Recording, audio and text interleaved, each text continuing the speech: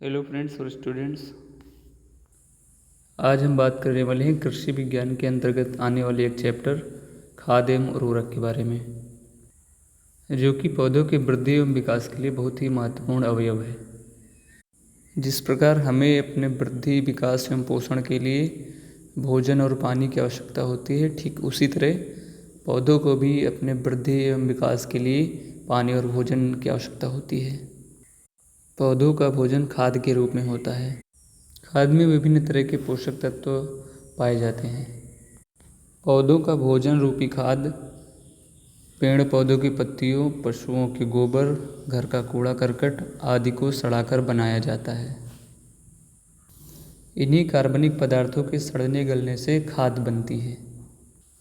खाद में बहुत तरह के पोषक तत्व पाए जाते हैं। इन्हीं पोषक तत्वों की उपस्थिति के आधार पर खाद को दो भागों में बांटा जाता है। पहला जैविक या कार्बनिक खाद, दूसरा रासायनिक या कृत्रिम खाद या उर्वरक। जैविक या कार्बनिक खाद में लगभग सभी तत्व कम कम मात्रा में पाए जाते हैं, जबकि रासायनिक उर्वरकों में कोई एक विशेष तत्व अधिक मात्रा में होता है।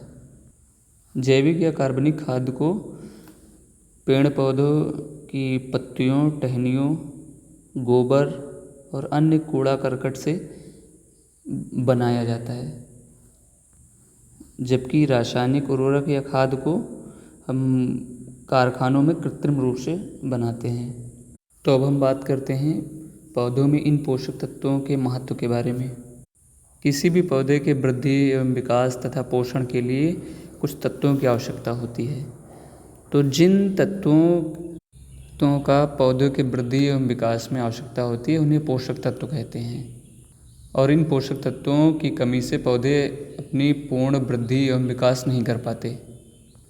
मतलब इन तत्वों की कमी का पौधों की वृद्धि एवं विकास पर प्रतिकूल प्रभाव पड़ता है।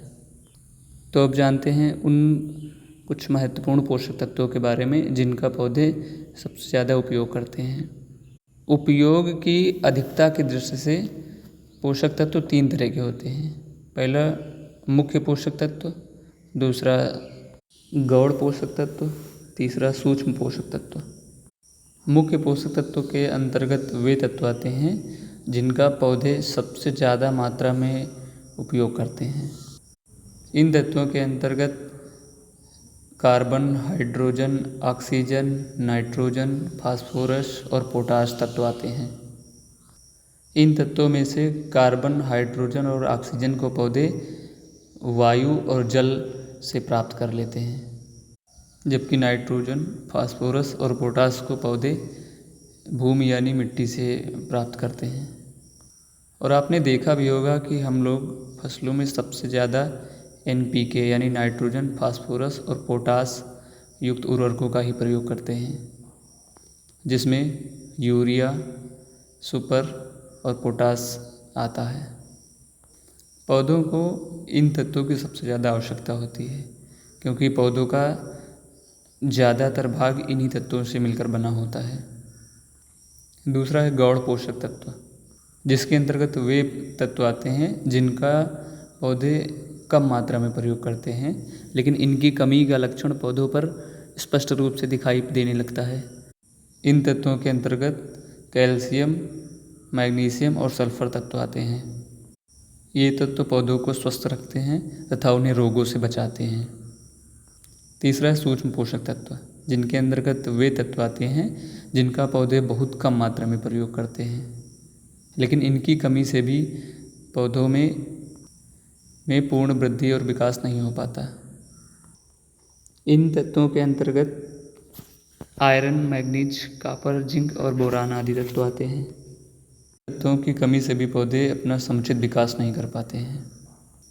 मृदा में इनकी कमी को पूरा करने के लिए भूमि में मिलाते हैं या पौधों पर इन तत्वों का छिड़काव करते हैं। अब बात करते हैं पौधों के वृद्धि एवं विकास में इन तत्वों की उपयोगिता के बारे में।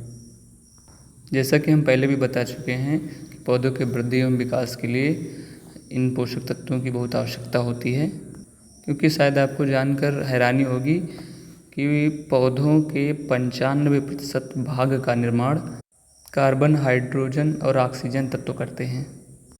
पौधों की पादप निर्माण, संरचना और अन्य उपापचयी क्रियाओं के लिए आवश्यक ऊर्जा इन्हीं तत्वों से मिलती है। जैसा कि आप जानते होंगे कि प्रकाश संश्लेषण क्रिया के अंतर्गत पौधे कार्बन, हाइड्रोजन और ऑक्सीजन का उपयोग करके पौधे अपना भोजन यानी स्टार्च और शर्करा का निर्माण करते हैं।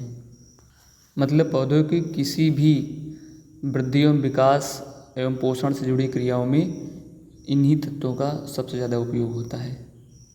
अंत में हम एक बात ज़रूर कह सकते हैं कि जिस प्रकार हम लोग भोजन में कुछ महत्वपूर्ण तत्वों का उपयोग करते हैं तथा उनकी कमी से हमारा विकास नहीं हो पाता है और कई रोग लग जाते हैं, ठीक उसी तरह पौधों की वृद्धि एवं विकास में भी इन्हीं तत्वों की बहुत आवश्यकता होती है। इनकी कमी से पौधे पूर्ण रूप से अपनी वृद्धि एवं विकास नहीं कर पाते हैं तथा खुद को स्वस्थ नहीं रख पाते हैं। तो आज के लिए इतना ही। नेक्स्ट वीडियो में हम जैविक और रासायनिक खादों के बारे में बात करेंगे।